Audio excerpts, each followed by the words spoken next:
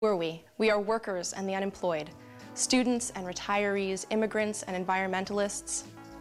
We are the 99%.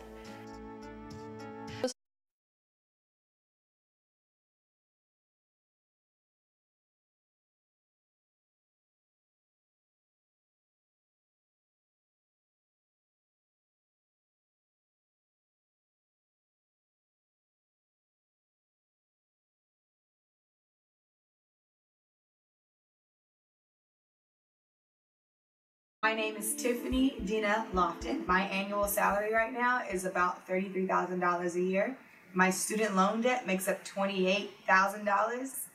I don't have any sort of wealth. I don't own any houses. I have a car that I'm still paying my car note on. And I'm the oldest of three who was the first to go to college and the last to go to college. I am the 99%. Hola, mi nombre es María Reyes, vivo en Hayward. Yo soy el 99% porque en el 2011 desafortunadamente perdimos nuestra casa y la perdimos por estos bancos corruptos que nos han dañado tanto en quitarnos nuestros hogares. Para nosotros ha sido muy frustrante a toda mi familia después de haber hecho ahorros, el sufrimiento para ahorrar, para tener un hogar, no se nos ha consolidado por todo esto que ha pasado, por las grandes corporaciones que nos han robado nuestra alegría. My name is Alex. I've worked for Albertsons for the past 37 years. I've been in the California National Guard for 24 years, serving my country. There are programs for major corporations to get into trouble to help them get relief, but none for the individual like myself, who has a $480,000 loan on a house that's only worth $330,000. I am the 99%. My name is Garland Gilchrist II. I'm from Detroit, I live in Washington, D.C., and I am the 99%. The killing of Trayvon Martin in late February and the extraordinary mass mobilization calling for justice for his family during the last month and a half is just the most recent example of how tragedies can spark movements that can change lives. Trayvon Martin was the 99%. Trayvon was a black kid walking home, wearing a hoodie, minding his own business. He's now dead because his killer saw his appearance as reason enough to follow him, shoot him, and kill him. This neglect of Trayvon's humanity was predicated upon racial prejudices and stereotypes that for generations have played themselves out in ways that threaten people's physical lives and economic livelihoods. The 99% movement must fight against inequity at every turn, on every level, against the people and policies that unfairly privilege the few. We need more than just an economy that works for the 99%. We need society to work for the entire 99%. Because I am the 99%, Trayvon Martin is the 99%. We are the 99%. Why are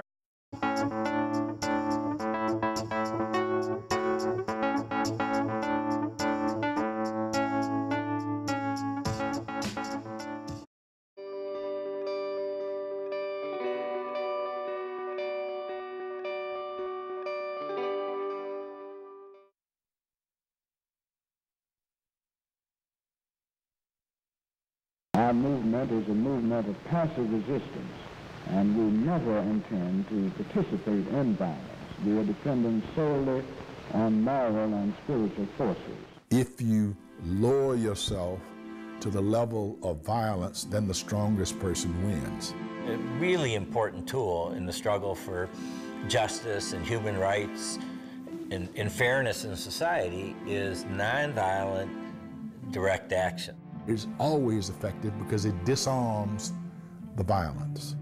We need to build an inspiring, exciting movement and inspire people's imaginations that they can in fact be a part of redefining their own futures. I'm one of those few people who set out to change Mississippi and change the world.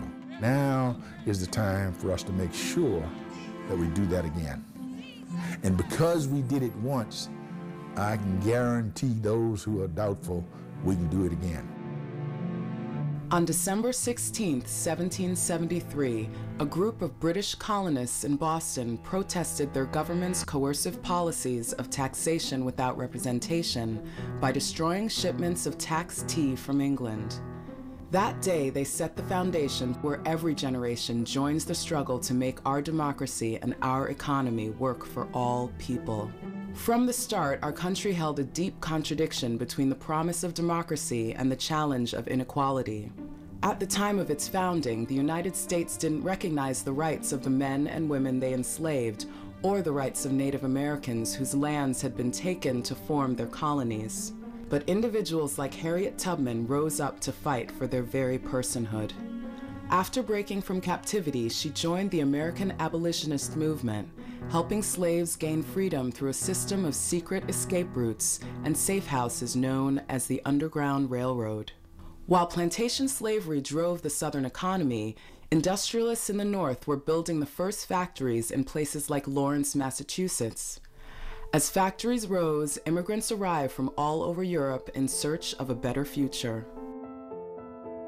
In 1912, the conditions of work for the textile workers in Lawrence and Lowell were deteriorating. Conditions in the factories were terrible. People began to come together to say, we've got to do something.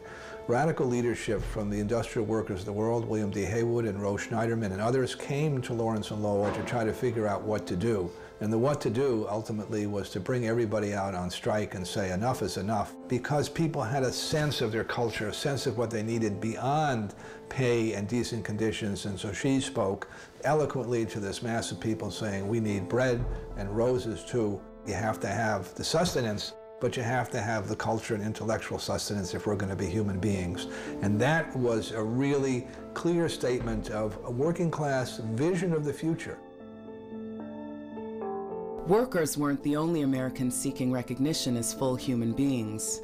After decades of effort, a new generation of suffragists led by Alice Paul and Lucy Burns founded the National Women's Party.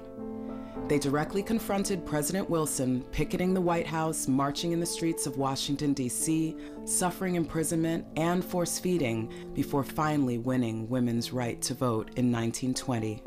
Meanwhile, greedy bankers and industrialists drove the economy to an unprecedented stock market crash in 1929, setting off the Great Depression.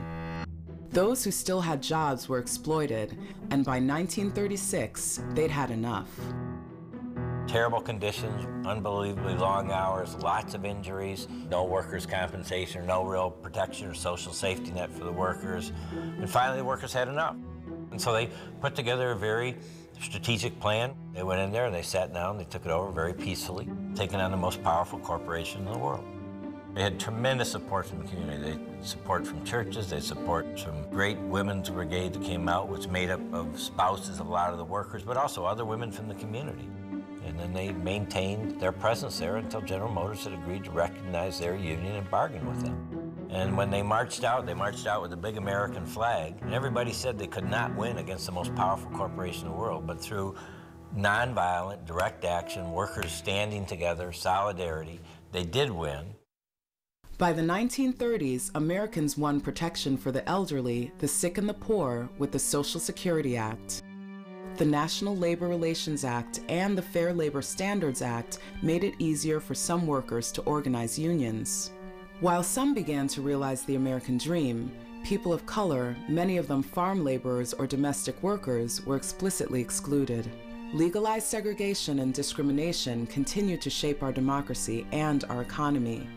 African American soldiers returned from World War II to the same Jim Crow laws they had left behind. They were relegated to separate restrooms and restaurants, barred from decent employment, and forced to walk to the back of the bus for a seat. Rosa Parks was a brilliantly trained organizer who has been historically misrepresented as this nice, timid little seamstress. Rosa Parks was much more radical than any of us ever came to realize. On December 1st, 1955, Rosa Parks, who'd been trained in direct action at the Highlander School in Tennessee, was arrested for refusing to give up her seat on a bus to a white man. In protest, Parks, Martin Luther King Jr., and others organized a 381-day boycott of the Montgomery bus system. The wins in Montgomery and elsewhere motivated hundreds of young people, black and white, to organize the Student Nonviolent Coordinating Committee. Many were trained by James Lawson and Ella Baker. Thousands of young people risked their lives in lunch counter sit-ins, marches, freedom rides, and voter registration drives. Jim Lawson is the most effective, the most celebrated, and the person that I'm most proud of as the person who really began teaching nonviolence in Tennessee. He follows on a confrontational, constructive change of society. Nonviolence was the most effective way. That movement was the beginning of a process that says, what do you mean you haven't been to jail yet? What's wrong with you?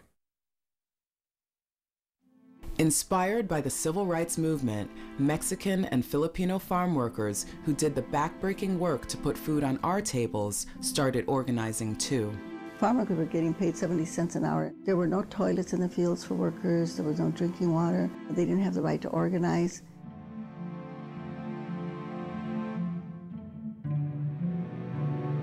Well, from the very beginning, we made a commitment that we would organize the union through nonviolence, and that was pretty much the doctrine and the philosophy that we organized under. On St. Patrick's Day, Thursday, March 17, 1966, striking grape pickers from Delano began a 300-mile pilgrimage northward. So all of those boycotts were very successful because women, children, all of the public, it's easy for them to get involved because it is an nonviolent action. Something like 17 million Americans stopped eating grapes, and the growers had to come to the bargaining table. Decades of organizing created more economic and political opportunity for millions. But by 1970, corporate America had organized to hold on to their power. Part of their strategy was to enter a state of permanent, publicly funded war, to advance corporate interests overseas and rake in billions in taxpayer dollars for defense contracts. Some movements, such as the Students for a Democratic Society, were brave enough to stand in their way.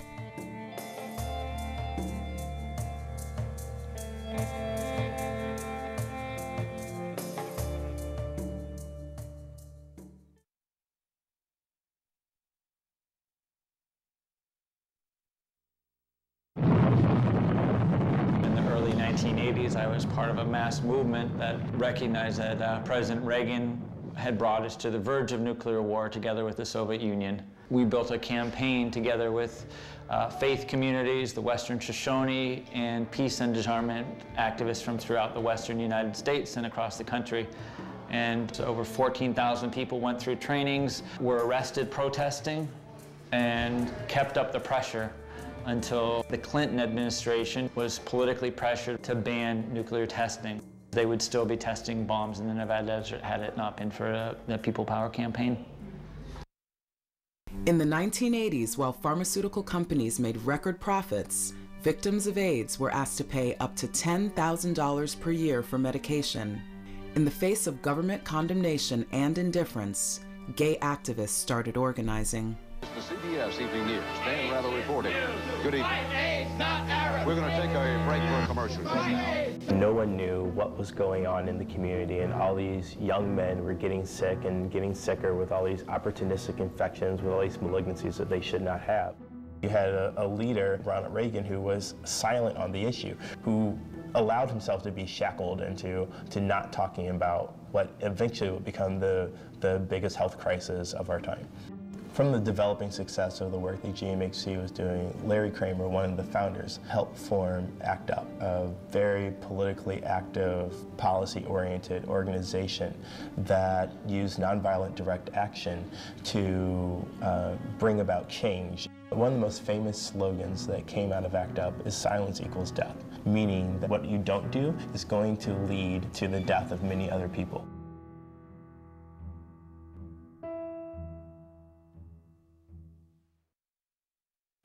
And as corporations exploited our natural resources, activists stood up to stop them. Redwood Summer was planned in response to the timber companies that were cutting at 3 times the rate of growth. So our plan with Redwood Summer was to block every tree from being cut down that we could. The plan was to physically slow them down using nonviolent civil disobedience, to put out a nationwide call for students and retired people and anybody who could come to come in the summer and engage in nonviolent civil disobedience. We thought that with the eyes of the nation on us, people don't really think that they should cut down 2,000-year-old trees. Another critical corporate strategy in the 1980s and 1990s was to globalize capital, making it easier for U.S. businesses to ship union jobs overseas and exploit workers in other countries. In 1999, when the World Trade Organization gathered in Seattle, people rose up. We set up trainings, trained thousands of people in disobedience and direct action. It transformed from an organized protest into a public rebellion in that ordinary people off the street stepped up, linked arms with us. We hung tight and kept protesting throughout the week, and so the summit to further corporate power collapsed. That was a major victory in that the 1%'s plan to run the global economy through the World Trade Organization was scuttled by people power. Corporate America doesn't only exploit workers abroad. Here at home, they take advantage of millions of low-wage workers who live in the shadows because they are immigrants. In 2006, hundreds of thousands of immigrant workers took to the streets to stand up for themselves and their families.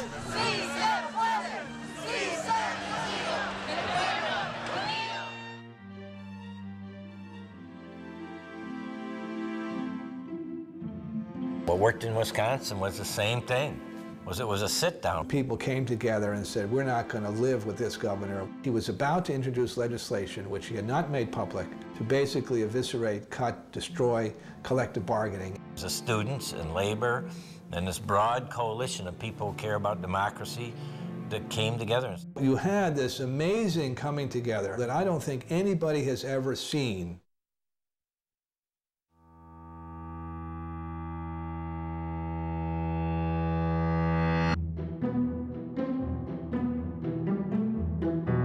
What the oil companies didn't bank on was people power. Did a series of sit-ins at the White House. It involved religious leaders and religious denominations. It involved youth and students. It involved grandmothers, teachers, farmers, indigenous native elders. That action ended up being so dramatic that it ended up catalyzing a whole campaign through the next several months to put a stop to the Keystone XL oil pipeline. We would end the tyranny of oil. In 2010, the Supreme Court rewards the greedy bankers and speculators who sent our economy into a tailspin just 2 years earlier.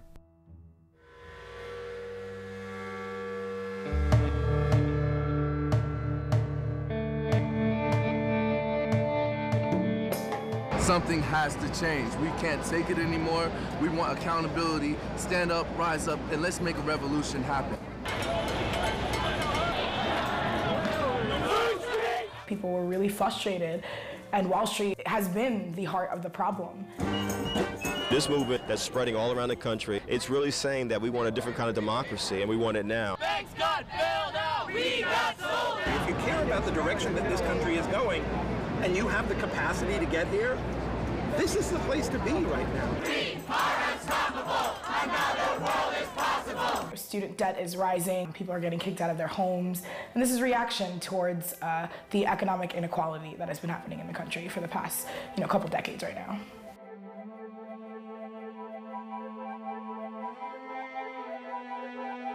And I'd like us all to stand in solidarity and let's give each other an applaud and together and as one. The doors of the house is open. Come on in. Come on in. The doors of the house is open. We got sold out. They got sold out. We got sold out. I do believe in getting involved and fighting back and standing up for what you believe in. We are sick and tired of the foreclosures, and we're fighting back. One home at a time, if it has to be. This will be something that I'm going to dedicate myself to do so other families won't have to go through what I'm going through. It is very, very important that we understand at this time in American history, our greatest asset is us. There's a need for us to come together in a more profound way. People have power, and when we organize and take action, we can make change. We've got to be the ones that will make it happen. And all we have to do is commit our time. This is what democracy is. This is what democracy is about. The most precious thing that we have in our lives is our time. And when we give of our time to make things change, to do the organizing, that is really the only solution.